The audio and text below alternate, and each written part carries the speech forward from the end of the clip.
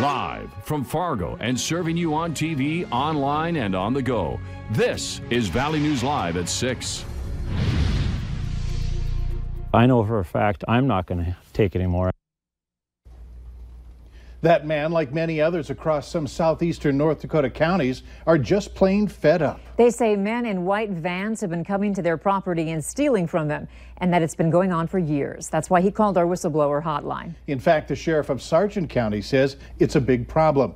And he tells Valley News Team's Melanie Palmer they are tricky culprits to catch. The quiet innocence of rural North Dakota is being invaded by who the sheriff calls a well-organized group of scrappers. They drive right through the yard. They might honk a couple times. They scope the place out.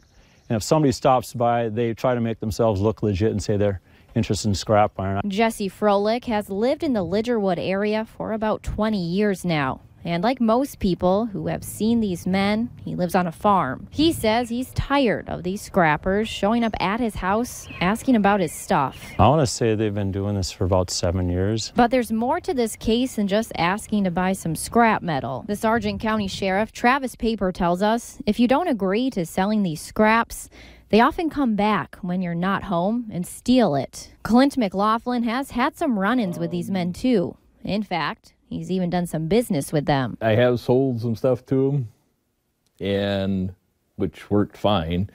But then I've also heard where people have come and the stuff is gone when next time you come around to your farm. And so what they're doing is illegal if they steal it, right? But not if they offer to pay for it? Well, yeah, I mean, that's the gray area. You know, there's, whether you want to call it a ruse or whatnot, they've got every right probably to go to somebody's farm site to offer to purchase property. It's when they come back or they scope out that farm site and they just help themselves with the property. Sheriff Paper says they've had some luck tracking down these guys. We have made arrests in the past. In one incident, it turned into a short pursuit, actually. But they're still scratching their heads. You see, these men aren't your average scrappers. The sheriff says they know what they're doing. We're getting a call of a certain vehicle, let's say a white van. That's the call that we get. We get to an area, locate that white van, and there's nothing in that van. But we learned later on that, yeah, they probably have a secondary vehicle in the area where they meet up with that vehicle. And now people like Jesse are taking matters into their own hands. They took off, and I chased them down and verbally warned them again. But the culprits are still on the road. I think if everybody's aware of who they are, it's going to make their job a hell of a lot tougher. In Sargent County, Melanie Palmer, Valley News Live. So what's next for the Sheriff's Department, who's trying to catch these guys? Sheriff Paper tells us he plans to start issuing trespassing warnings right on the spot. And if they come back, they're subject to arrest. He says they believe the materials they're buying or stealing are likely being sold in the Twin Cities. The sheriff tells Valley News Live these men are often driving large white vans, as shown in this story. He says do not hesitate to call the Sheriff's Department with any concerns or spottings. This story came to us through our whistleblower hotline, and if you need help with a serious issue in your community, call the phone number on your screen, 701-237-6576, and leave your tip. We'll do our best to get to the bottom of it. And take a look at this. Surveillance video shows a man taking 2 tire rims, running to his truck, and then taking off. Annie Baker, co-owner of Baker's Truck Repair in Ogama, Minnesota, says this happened earlier this month behind their shop. Annie's husband, Miles Baker, tells Valley News Live they think they know who this man is, and they hope he'll come forward before they have to report him to police. The Bakers say they recently put cameras up outside their business because they've had a couple other rims disappear.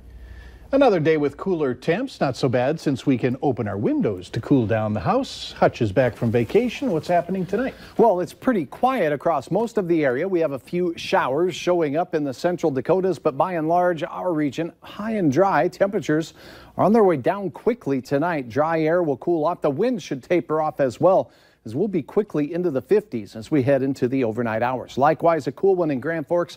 Can't rule out an evening thunder shower, but only 1 or 2 of those. More in your hour-by-hour forecast on some storms later in the week. Details are straight ahead. Thanks, and welcome back. Thank you. There's still time for you to get out and vote for tonight's primary election. In Grand Forks County, polls close at 7 tonight, and in Cass County, they close at 8. You can check your county website for polling location information. Among the races we're following are 2 spots on Fargo City Commission and 5 seats on the Fargo Public School Board. There are several interesting races that we're also keeping an eye on in Grand Forks. Polls are about an hour away from closing there, and that's where we find Valley News Team's Ryan Laughlin. Ryan, what's going on in the Northern Valley? Yeah, Mike, Andrea, here at the Alerus Center in Grand Forks, there's really 2 races that people are keeping an eye on. One is the school board race, and the other is the sheriff's race. There's 7 candidates running, and they'll be narrowed down to 2 spots after tonight's vote. Now, there's really kind of 3 groups of these 7 that are running for the sheriff's top spot. One is the guys that are coming from the sheriff's department.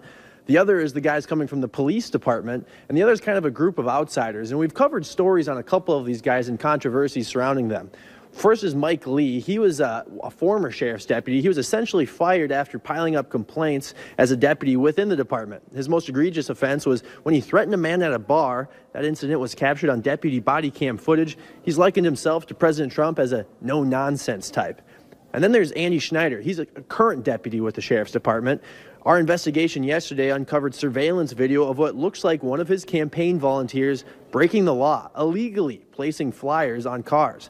But today is about what is most important to voters. To me, what's important, especially in terms of sheriff and policing operations, is the fact that they're fair and they have a bunch of integrity. That's especially important when you're enforcing the law. I want somebody that's going to speak up, that's not going to be reserved and just sit back and listen all the time. I want someone who listens, processes it, and then makes a decisive decision and is going to stick up for the things that are right.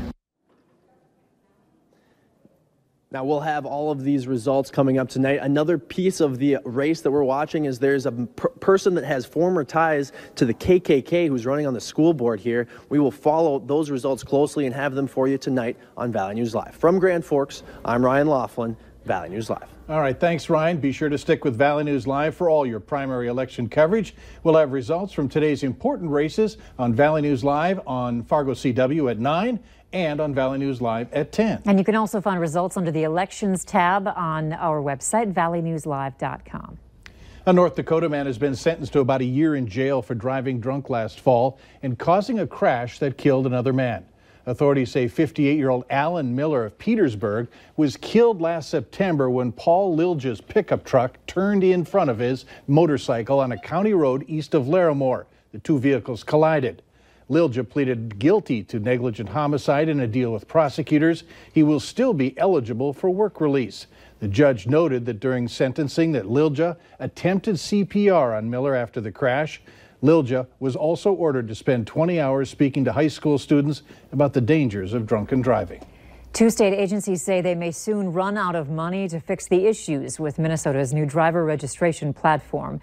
Minnesota's Information Technology Services Agency and the Department of Public Safety are tasked with fixing MinLARS. That's the new computer system that has struggled with bugs and errors since its launch last summer. The legislature provided $9.6 million in emergency funding earlier this year, but the agencies told lawmakers that money is running out. The state's IT commissioner says the agency will fix as much as it can, but may need to ramp down over the summer or fall. An unusual rescue in central Minnesota during the Windstock Country Music Festival in the small town of Winstead. A young girl, unfortunately, got her head stuck in a pickup exhaust pipe. This video was posted to Facebook. It's been shared over 1 million times. Firefighters had to use a chainsaw to free the young teenager, who was cited for minor consumption after she was detached from the vehicle. At this point, the details of how she got there, what motivated the incident, are unclear, but alcohol may have played a role. Later on Valley News Live at 6, food trucks are popping up all over the valley. How you can find out where they are. Up next, where vandals have struck in the Fargo-Moorhead area.